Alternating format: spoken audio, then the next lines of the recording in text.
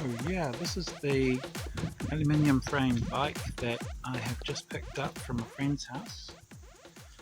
It's pretty nasty with all its rusted chain and parts coming out of rubber tires.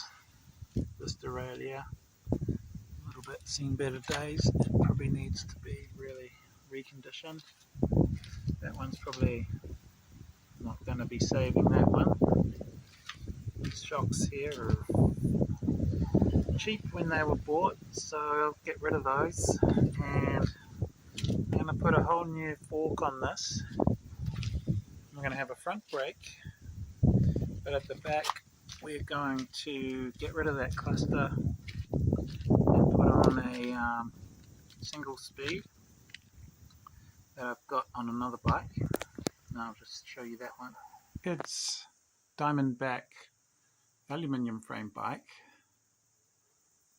and on the back here we've got this lovely little hub which has got a back brake and 1 speed, and it has 36 spokes on the hub, so I can lace that up onto a 26-inch rim, which I've got a spare one of those down here. So I'll take this silver rim here, which is a 26-inch, and put it on this hub, and take this green rim, which is only a 20-inch, and discard that along with this bike eventually, because my son's grown out of that one. So the first thing you need to do when you're embarking on a bike repair is to spray any parts that you think you might want to undo the bolts of in the future. So this is leading me, this little spray job here is leading me down to this head tube. That's that part there. And as I was saying before, I'm going to take those forks off and replace them. So I don't need to have suspension forks on this project. And the problem being that head tube is quite a large diameter. We've got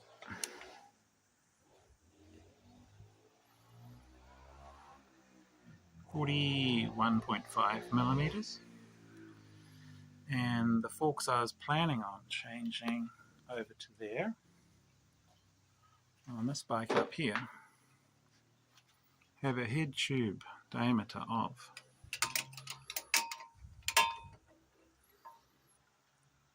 34. So the bearings that I need to use on this fork, because they're bearing seated, bearing races seated hard onto these, the up tube of these forks, is too narrow to fit inside this very wide head tube here. And I'm going to have a workaround on that one and possibly get some different forks. The handlebar situation we've got going on here are 2 grip shift, one for the rear derailleur and one for the front derailleur, on a very rusted out steel handlebar arrangement.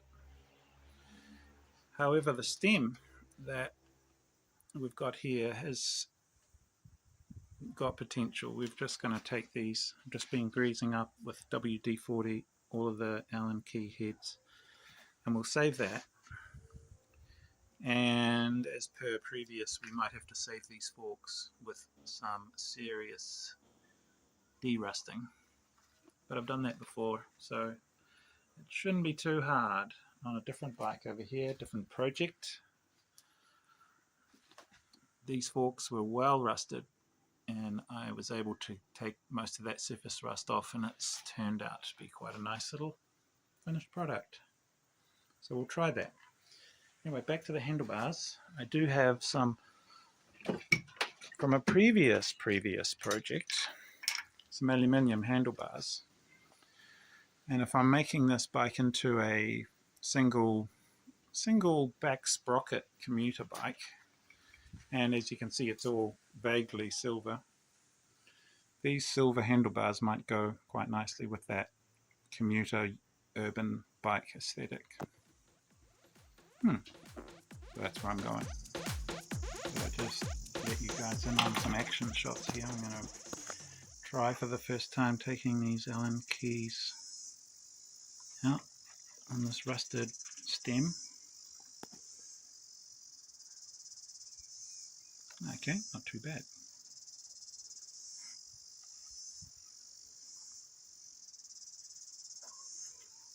Okay, so this thing here, which is a reflector, held on by 2 screws.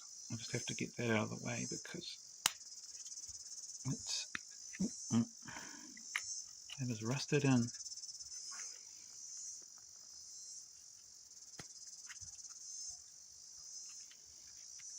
Okay, no, that's not working. I'm going to cut that off. And then we can get to this Allen key here. Then we'll try loosening this thing up too. I think I'm basically just doing everything wrong on YouTube videos. They said on the tutorial, clean up your field of vision. And I've got some light here anyway, which is all good. Now this is the bike setup at the moment. I've got the vise, essential for any bike workshop. Whole set of spanners, open-ended ring spanners, which is preferred over the old crescent spanner. Bad silhouetting. And what I'm going to do right now is take this chain off, which I've pre-lubricated this part here.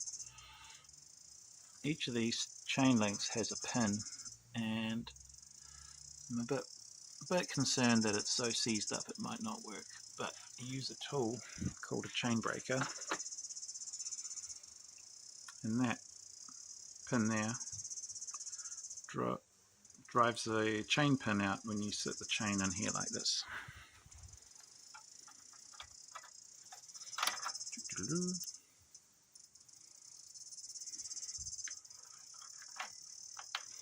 And you can see that that breaker pin is aligned with the chain pin, so when I screw that Allen key in, it should pop that out.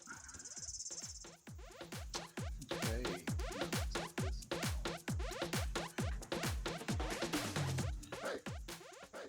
Chain breaker.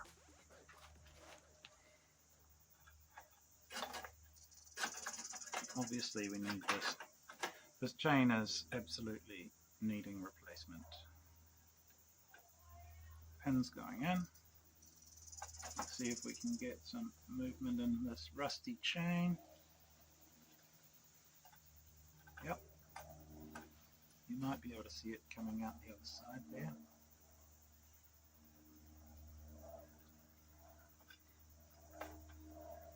There we go. So usually you would leave the pin just sitting in the last layer of the chain, but because this is so gone, I'm just going to drive that straight out of there and discard this whole chain.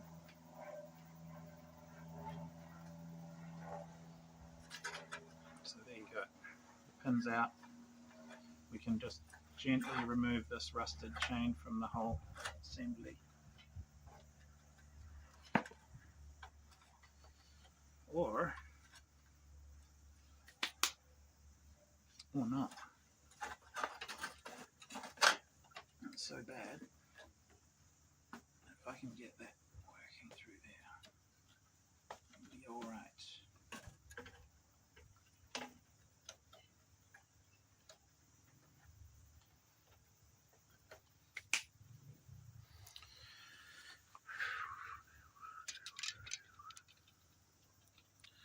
We've got it mostly undone, but it needs to get through the derailleur.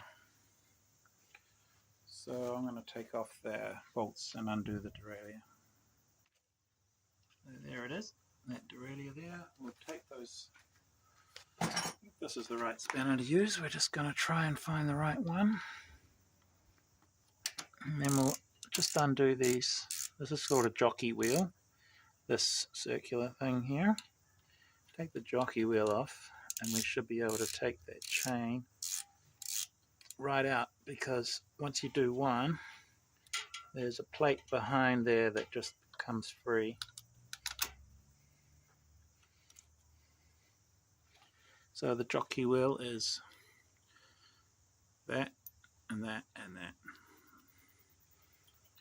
Now the plate just sort of swivels around. Come on. Okay, so there's the chain gone. I'll just call that rubbish. That is garbage now. So basically we can take this whole wheel off here now. This derailleur seems to be working all right. For what I need it to do, there won't be a cable on there. That'll just be using its natural spring. There's a spring inside, and that will just tension the chain as I change up the 3 gears. It'll all come clear later.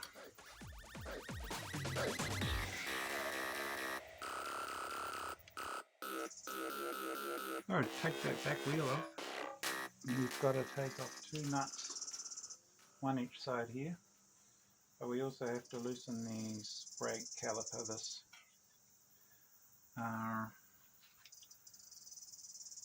we're calling them V-brakes caliper. Take that off there. That's enough to loosen the to make room for this tyre to slip through. And then should have had this organised before, but you want to have a 15mm, and then for all my disparaging crescents, I don't have a 15mm. Oh, actually I do have 15mm on the back. Usually is 15mm on the back of a. Okay, should I have lubricated that first? Lubrication potentially is a good idea.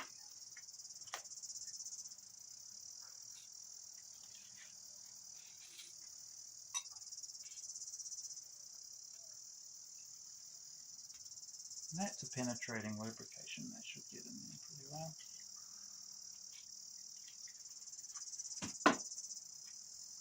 Just bring out the big boy. Crescents with an adjustable teeth on them, with adjustable teeth, have the potential to move, so that's why they're not always the best to use. But in this case that did the trick, because the crescent has a wider loading on the bearing surface than this one here, which is basically for removing pedals. So that's loosened. When you do that, you've got to make sure this one's not rotating at the same time, but that didn't happen.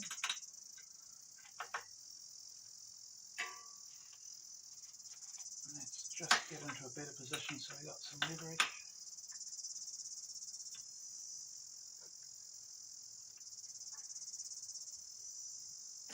There we go. And because the weight is going to change, I'm going to shift the whole bike on the stand so it doesn't fall forward. Done. Okay.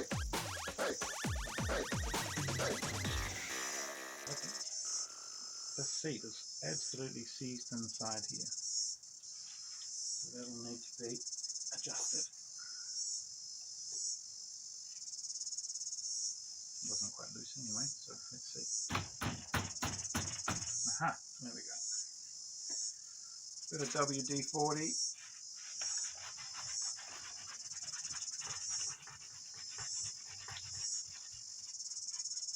Not too bad. It has been stored under a deck, so not in the direct rain. More weight distribution.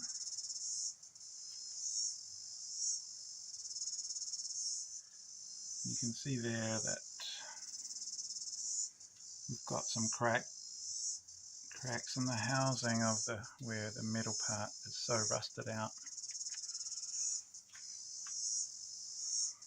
that it split the plastic. So, and that seat, we're going to have to replace that. Luckily, I have some other seats here to choose from, which, hey, cool, some silver detailing on that seat. How's that?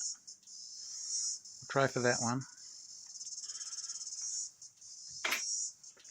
But I'll keep that seat post because seat post fits in seat tube, and that just needs all sorts of lubrication in here. This is just bare steel. This is mild steel underneath the seat. It's never really fantastic for rust, but it does come apart pretty easily when you take those two bolts, so two nuts, which connect the square bolt together.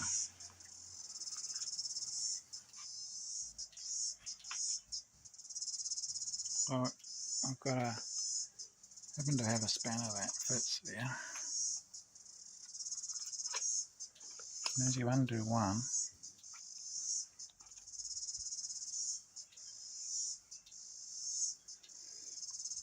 the whole thing just loosens, and that will probably just pop out soon.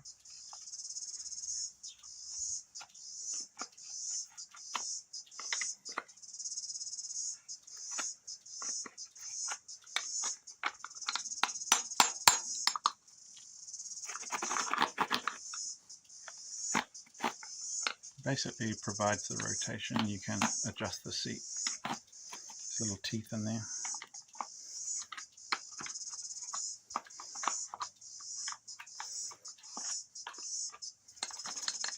There we go. So the seat post pops out of the seat clamp, and there's 1, 2, 3, 4, 5, 6, 7 plus the bolt, 8 parts that need to be recombined to fit into my new seat over there.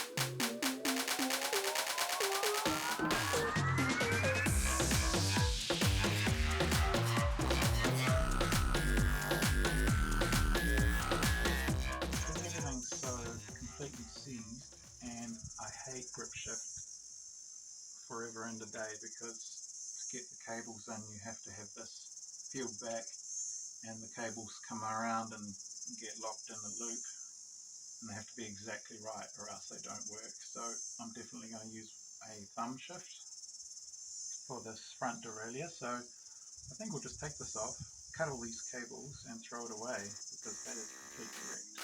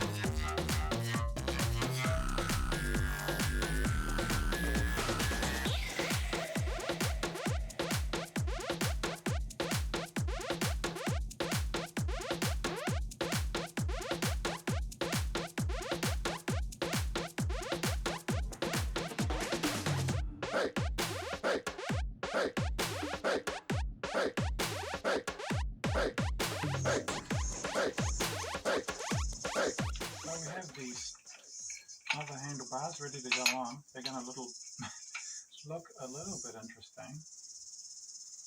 But what's the problem is that the grips on these were put on about 1,000 years ago, and that's a good logo for John Deere, so it was like part of a tractor or a wheelbarrow or something, not really bicycle grips.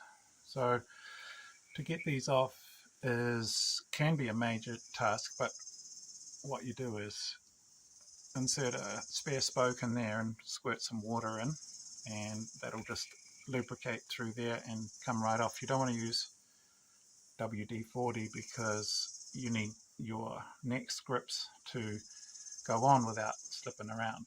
So when I put my new grips on, they'll just be grip on aluminium, and that'll be nice and sturdy.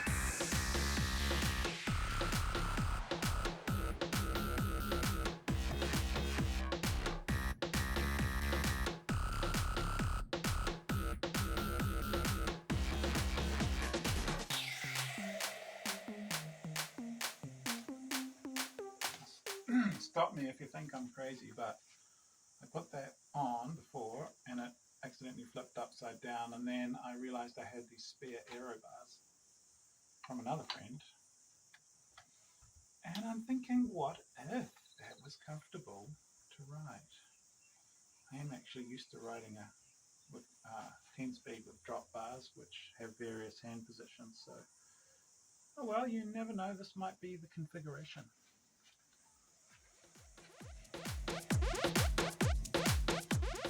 Turn the bike around now, looking at these shocks and these forks, basically covered in rust and leaves. Even the nuts holding these brake pads on are rusted out, but have I sprayed those? I'm not sure. Basically, I'm going to have a go at taking this rust back. And we'll just see how it goes. A whole bunch of paper here. With any normal surface rust on these, you wouldn't use such rough paper, but there's no help in this right now. But I'm constantly amazed at how this rust can just come back to the chrome. It's going to make a liar out of me now. You can actually see a little bit of that chrome coming through now.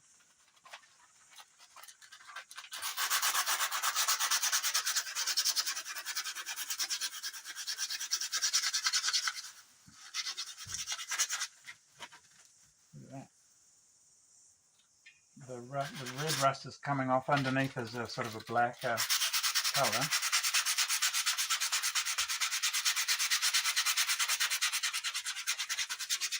And then through that, you can see some silver happening. So I'll just keep going and see what happens.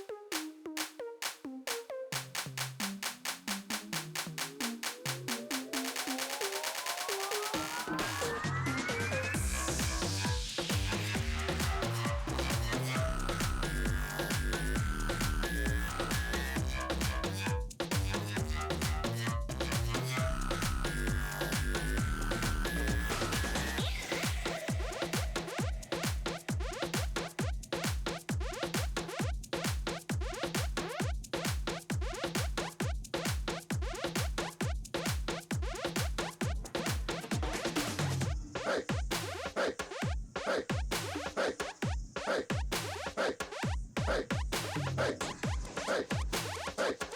let's try and get a close up on that fork. What was quite a lot of rust before, surface rust on the chrome, and we've had a go with some quite heavy sandpaper on both.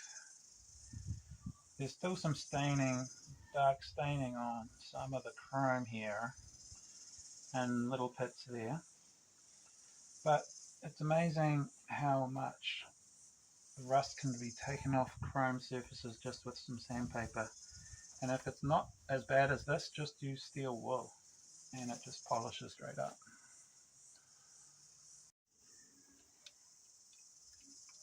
Hey, so after all that, I've thrown the back wheel on and I'm going to just check the suspension in the front forks. Bit of grease on there. I've already done it, so I know that it's not going to explode in my face, but this is not terrible. There's a little bit of give and a bit of a spring. This is not tight yet. So that's only going to loosen up with time, and to rebuild these shocks completely I would need the exact right tool to take these covers off and service them, which involves, there's one side with a spring and one side with a dampener, and all I would be doing is taking it out, checking for water. There's no squeaking. Water would be evidenced as squeaking and any water coming out on the front here, but it's really common to have these fill with water if it's been sitting under a deck for 10 years. So there's that.